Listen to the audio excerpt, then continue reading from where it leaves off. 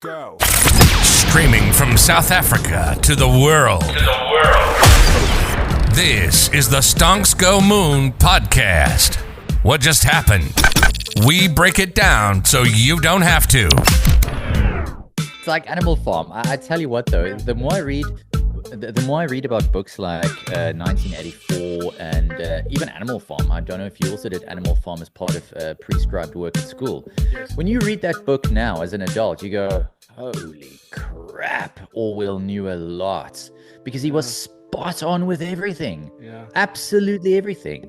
And that was in the 1940s, my friend. And it took another 45 years for that union to collapse before it did. So it shows you how long something like that can continue before the house of cards actually falls. Basically, all he does is he just looked at things like, oh, okay, cool, this is most likely. I mean, imagine if he had social media. Oh, imagine that. Imagine that. It would be funny, like a parody of, like if you create a Twitter account as a parody of him now, and your first post is "fucking told you so." Yeah. So I'm ready to start whenever you are, mate. Yeah. Absolutely. Sorry, I love talking shit with you. No. I'm just. I love talking too. By the way, I just wanted to let you know that you will obviously have the limit on Zoom. So that's why I just said keep going. Okay, let's get it over with. Oh, I'm gonna go 5 4. Yeah, well, fuck it. Let's go 5 and let's get the formality out of the way. All right. Welcome everyone to the Stonks Go Moon podcast. My guest today, Adrian Alberts. He's a podcaster, options trader, public speaker, and the co-founder of Leo Rising Consulting. Welcome to the pod. Thank you, my friend. Happy to be here. It's been a while. It's been a while. Returning guest, friend of the show. So let me set the base of this whole podcast episode. Basically, this whole past year, I've learned a lot from you in terms of personality traits through your work that you do with Leo Rising Consulting. And one of the things I picked up from you was narcissism. And what does it mean to be a narcissist? And then a couple of weeks ago, I saw that study that said 1 out of 6 persons could be theoretically a narcissist. And I thought, well, hold on, there's something here, something's happening, we need to talk about this. And who better to talk about it than you, someone that I've had experience with this year, going through this process, and I've learned a tremendous amount. So let's get stuck right into it. Narcissism often carries a negative connotation, but I've learned through you that we all are a bit of a narcissist. We've got a bit of a narcissist in ourselves. So what is it really, and how does it manifest itself as a personality trait? Okay, so first of all, we all have narcissistic traits. That's 100% correct. And frankly, we need them for survival, because if you don't look out for number one, which is you'll get steamrollered. So in nature, we evolve the ability to look out for ourselves.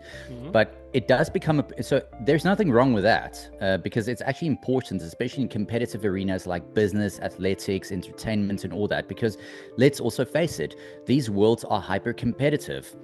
It's like whenever someone tells you, for example, it's so easy to make it as a business person or an athlete or whatever, has no clue what they're talking about.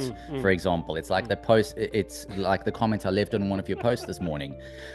But to get back to the point regarding narcissism is that we all have traits. Nothing wrong with that. But according to the DSM-5, which is the Diagnostic and Statistical Manual for Personality for Mental Disorders in America, they've said that out of the 9 possible traits, you need at least 5 to be considered a narcissist, as in full-blown NPD or Narcissistic Personality Disorder.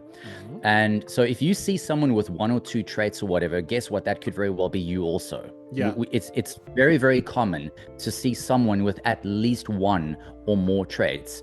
Now, it also depends on the spectrum of those traits, for example. So if someone is a little bit too grandiose or a little bit too, well, actually a lot, far too grandiose. Yeah. Or if someone is excessively charming, they have this excessive need for admiration, this excessive belief that they are special and that the rules don't apply to them, that is a different set of rules apply to them and all that, you can say with a reasonably high degree of certainty, or rather confidence is a better word to use here, that that person is either high in narcissism or could very well be a narcissist.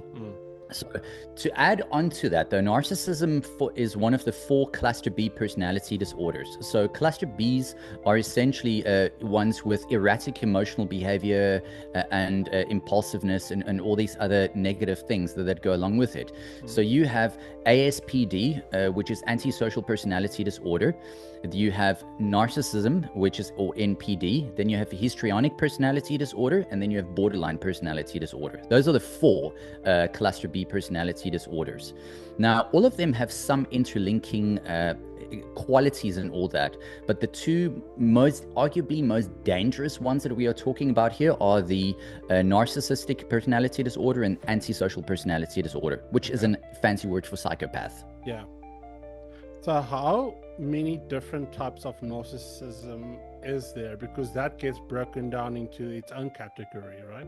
Yeah, so your 2 main categories are what you would call overt and covert, or grandiose or vulnerable narcissism. But there are subcategories. So you'll also find that someone who's a grandiose narcissist could also be a malignant narcissist, and these are the nasty buggers, to call it this way. I would rather use a swear word as an expletive. To explain them, but they are the really nasty ones. In fact, as someone on Twitter once put it, they are one step away from being psychopaths. It's the most vile and malignant form of narcissism that you can get. These guys are often very high in sadism. They are often very high in cruel behaviors and all that, and they feel no qualms to exhibit those behaviors towards you or anyone else. Now, the one thing I want to say about narcissism, though, why some people often excuse this behavior is because they think this is just the way someone is. Might be to some extent, but the thing is, though, it's not involuntary behavior, and I'll tell you why. Because if you can tone up or tone down a behavior, it's not involuntary. It's not like Tourette's syndrome where you can't help but say an expletive, for example, even though you don't mean it in any kind of way. But if you can be someone who's charming and nice to everyone else, but absolutely awful to other people in a context where you don't feel you need to impress people, that is not involuntary behavior. That's calculated. Yeah. So the reason why I wanted to mention that, though, is to just illustrate that it's not just some involuntary behavior that they can't help themselves. They can. They just don't want to, so because they don't care. What's scary for me is that we walk among these people and they don't brandish a t-shirt saying, I am a narcissist, right? Because first of all, most of them, I'm guessing, haven't been diagnosed by a specialist. There is no law that requires them to go for therapy. Yeah, it's not a crime to be one. Yeah, but that's not a crime to be a narcissist yet. They are, and the studies are showing now, concrete scientific medical studies, that they are one of the most dangerous threats out there, yet there's no way to recognize them. And these could be people you work for, it could be your boss, it could be your co-worker, it could be your let's tread carefully there, because I think people are gonna go, ooh, it could be you. They're gonna go and listen. Yeah, but my thing is, we don't think about other people as narcissistic personality traits, disorders, whatever, or having a mental disease. We just say, oh, this person is a-hole, or he is effed up, or he just thinks about himself. So my question becomes, how can we, or just someone on the street, how can you spot a narcissist or narcissistic behavior in others, and some early warning signs to watch out for? Well, first of all, trust your gut feel. That's often one of the best ways to go. And people often distrust that intuitive feeling that they get about someone else. I'm sure you don't always need to be highly skilled in what people do or don't do to have an intuitive feeling that there might be something off about them.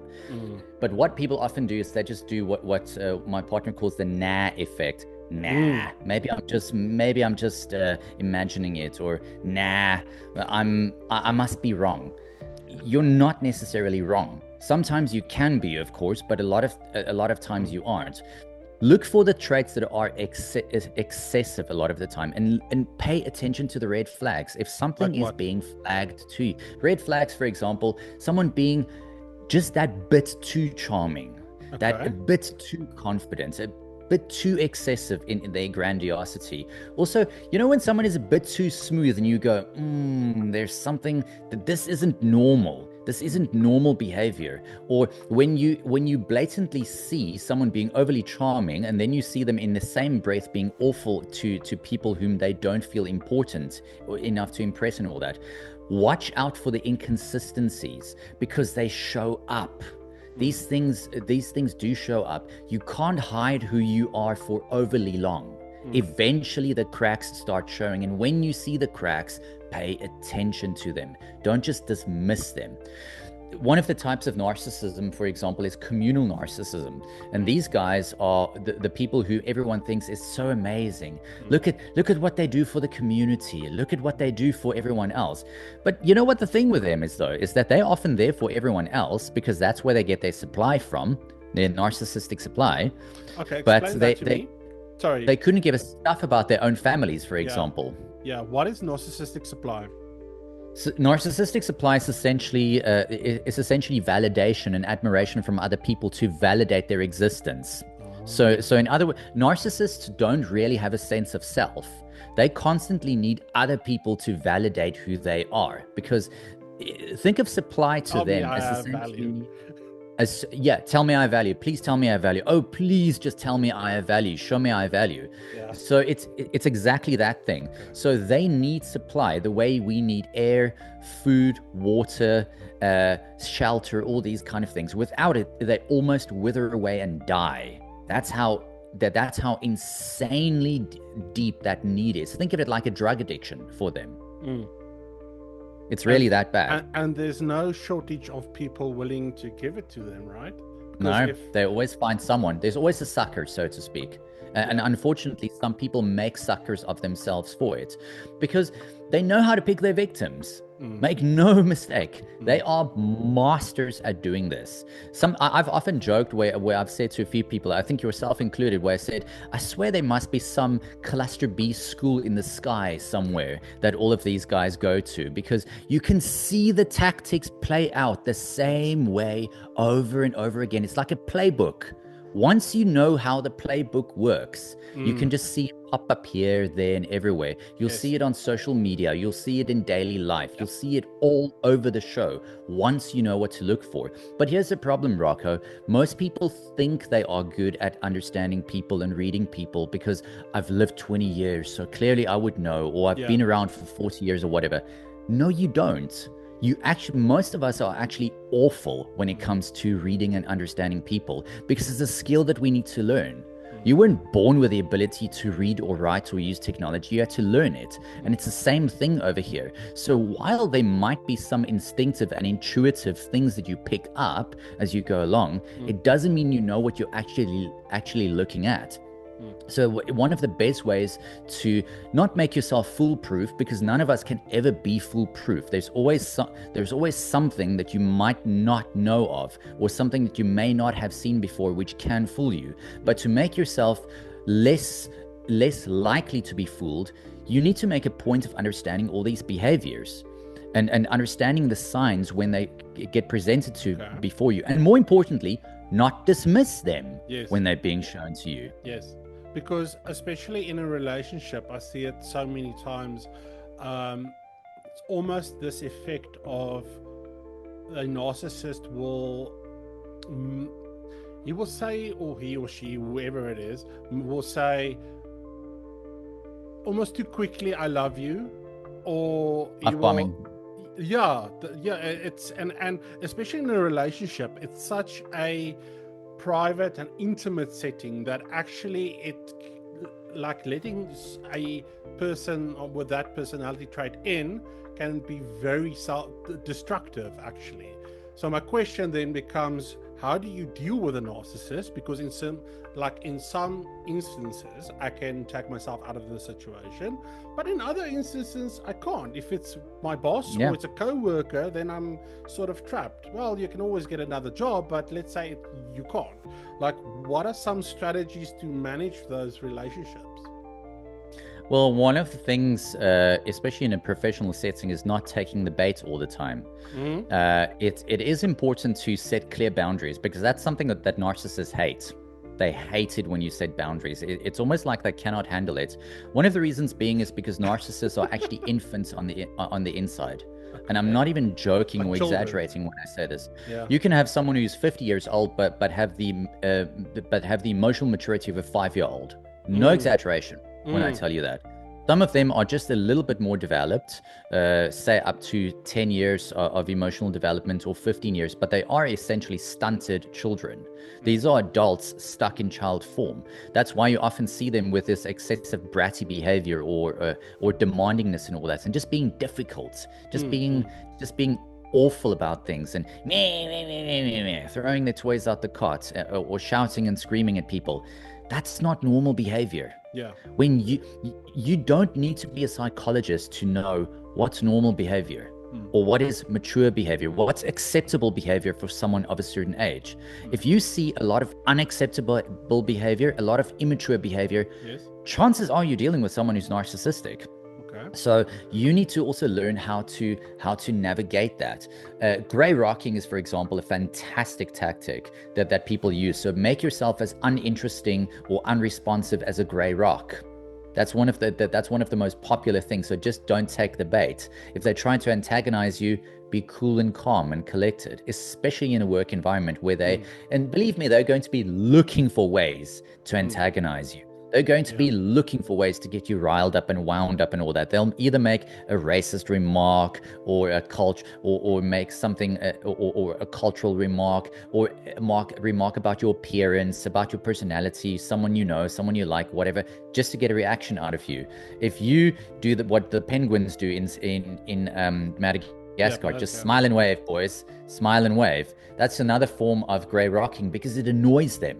It annoys them when they can't get to you. In a personal relationship, it's also very difficult to navigate that. Heck, I was married to someone who I now strongly believe was full-blown narcissistic and possibly even psychopathic, due to some of the traits that eventually came out for me. And that's one of the reasons why I learned more about this stuff, because I wanted to figure out, how did I fall for it? First of all, I wanted to, the old saying, know thyself. Yeah. Know thyself is know thyself is also one of the most important things, because if you can be fooled by something, other people can also be fooled by it. That's one of the key things to always remember over here. So if I could be fooled by it, I wanted to figure out how I was fooled by it. What attracted me in the first place? What made me fall for the nonsense and the BS? And first of all, what made me violate my own boundaries? What made me not set them a lot stricter and all that stuff? And that's when I spoke to quite a few amazing people whom I've met along the way. Someone who's become a really good friend of mine is a man called John Rhodes, who owns a site called narcissisms.com, and he's arguably one of the top experts in the world in this field. I engage with him on a daily basis to validate ideas or hypotheses, or test hypotheses with him. So he will say, I'm either correct in this field or wrong, or I might be a little bit off or whatever. Another one whom I also engage with quite frequently on Twitter is Tanya Marshall. She's a best-selling author and top expert in all kinds of personality disorders. And these are the people that I learned from along the way. And these are the people I speak to, and they all say the same thing. Pay attention to the signs and just learn how to navigate them. Because the thing is, we can't avoid narcissists forever. It's just not viable, because unfortunately, they are attracted to many of the top spots. CEO, for example, is the top job or the most preferred job for psychopaths, for example. So you often find a disproportionately high number of psychopaths attracted to that. Even presidencies, for example. President is also a top. Any job where they can exhibit a lot of power over a lot of people and also get a lot of admiration and respect and all that in return, because they are automatically attracted to this thing. No, sorry, go ahead. You want to say something? No, it's just it sort of clicked something in my head. which I always thought to be true, but which is people don't leave bad jobs, they leave bad people. And now it makes sense.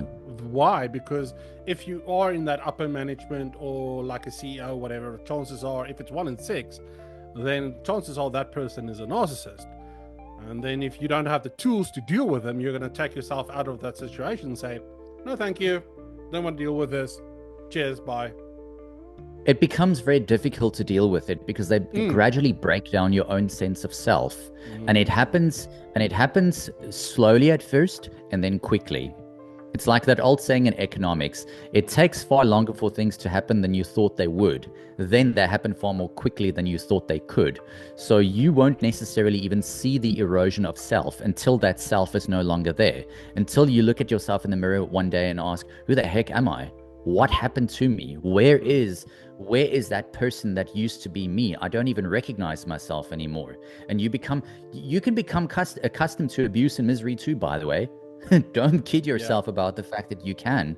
It's very easy to fall into that trap. Yeah, it's a form of Stockholm syndrome. Yes. It's exactly that. And it's just John Rhodes mentioned to me that he read a study where they suspect that roughly 6.5% of people are narcissists, because no one actually knows. Do you know why it's so difficult to get an actual number on this? Yeah. Because we can't study them. Yes. We can't get outside of prison. We can't actually get a way, or rather use a means to study them. I mean, imagine putting it on a survey. Hey, by the way, are you a narcissist or not? And yeah, I mean, no one's going to answer that, because why would they, Rocco? They don't want to give their exactly. They don't want to give it away. Bringing me back to my earlier point is they don't brandish T-shirts saying I'm a narcissist. No, they are not subjected to going to a psychiatrist or a mental institution. So it's actually just going to become worse and worse. The fact that we are now starting to lift the lid on this and starting to talk about this is, I think, amazing, because that's, to me, the first signs of awareness. Hey, here's a problem. We need to talk about this. We need to be aware of this. Much of the problems that we're seeing in our own lives, in our communities, are caused by these people. These people are in a position of power. What can we do? How can we treat them? You know, the sad thing is, though, narcissism is actually one of those few mental disorders where the person who's causing the grief doesn't go to therapy, and often leads other people to go to therapy for their affliction. And one of the reasons why many of them don't go to therapy is because they feel nothing's wrong with them in the first place. That's actually one of the worst parts over here. And with cluster Bs, as John also said, what makes them so difficult to study is they will just show you what they think you want to see during the study period, because also you can't annex someone for an entire day and just observe them, because once... I don't know if you've heard of the observer effect, but when something is being observed, it actually behaves differently. They even found this with atoms and other particles, where if the atom is being observed, it behaves differently than when it's not being observed directly by a larger body. So it's the same kind of thing, though. If a narcissist or any cluster B, for example, knows you're observing them, what do you think they're going to do? Show you all their tricks. Here, by the way, here's my manual that I follow. These are my tricks that I use on people. No, they're not. They don't want that edge to get out into the world. They want people to be ignorant of all the things they do. And that's how they often pick their victims. People whom they see lack boundaries, people who are highly agreeable, people who don't stand up for themselves. And they are masters at this. And that is why it's... Sorry, go ahead. No, you can go ahead. And I'm just saying that's why it's so important for you. If you want to learn to develop a skill, or at least on the ocean diagram, become more disagreeable. I'm not saying become a totally disagreeable person, but learn to say the word no. Learn to say no. And guess what will likely happen if you say no to an art? What do you mean no? Yeah. That's likely going to be one of their responses to you. Okay. If you're listening to this episode and it resonated deeply with you, I do suggest you get into contact with Adrian about it. And Adrian, thank you so much for joining me today. If the listeners want to go and get into contact with you and find out more about Leo Rising Consulting, where can they do that? They can find me on Twitter at Leo Rising Co. I think that's my handle, at Leo Rising Co. And on LinkedIn, you can find me on my name. So I'll be there, and also the website leorising.consulting. And we'll put all the links in the comments. Thank you so much for joining me today. And to our listeners, peace, love, and prosperity. I gave you my heart. Thanks. You gave me your shadow. Every word was a knife, cutting me shallow. I was a stranger trapped in your game, lost in the mirror, forgetting my name. But the storm that you started, it cleared my skies. Now I see the truth hiding in my own eyes. You thought I'd crumble, thought I'd break, but every scar is a step I'll take. Now I'm stronger than before. I'm walking out that door. Found my fire, found my voice. Every tear was a choice. You're the past, I'm the cure. Now I'm stronger than before. The echoes of your words used to haunt my nights, but I built a new world under brighter lights. Every lesson you taught me, I learned to fight. Now I'm chasing my dreams, and they're burning bright. You thought I'd crumble, thought I'd fade, but I'm a phoenix from the mess you made. Now I'm stronger than before. I'm walking out that door. Found my fire, found my voice. Every tear was a choice. You're the past, I'm the cure. Now I'm stronger than before. Stronger than before. I'm not bitter, just better. You're a ghost, I won't remember what you broke.